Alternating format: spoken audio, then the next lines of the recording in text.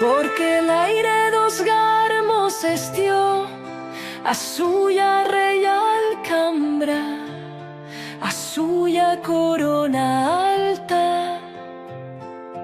Porque a suya canta la cantón, el ave son tronadas, las cintionas flos perditas. Porque a suya casa solo estió, a pobres pelungadas fadas, a suya luz candeletas de sueños. Por ello a mía lengua masa y mata. Porque a suyas voces deixón de estar, tan solo voces, y en la ausencia la unión con tot. En siglos e siglos de silencio se barrechón con a boira e con o sol, con as solos das plebidas en a tierra, con as ovellas en as flamas y en a sete do camín, con o riso dun nino con pilotas de trapos. As suyas voces creixón como a flor de nieu en os cinglos oblidatos. Porque a suya voz estió, voz da agora e de presente e de infinito, en no de mugas, ni de fuerza, ni de foscos pensamientos.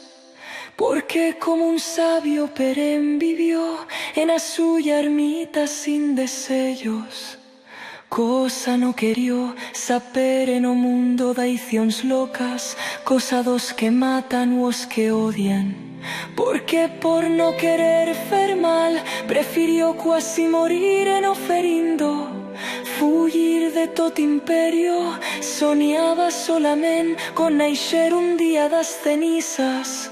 Porque a suya gran literatura se siente y está escrita en pobres masas espaldatos, en alpartatos asos, en arremos do cierzo e de lausín, en a canta fresqueta del alto río Virgen, en a cleta querata d'una borda abandonata, en o sarrio salvache y en o paixaro libre, y en as crevazas das planas bíblicas d'Aragón.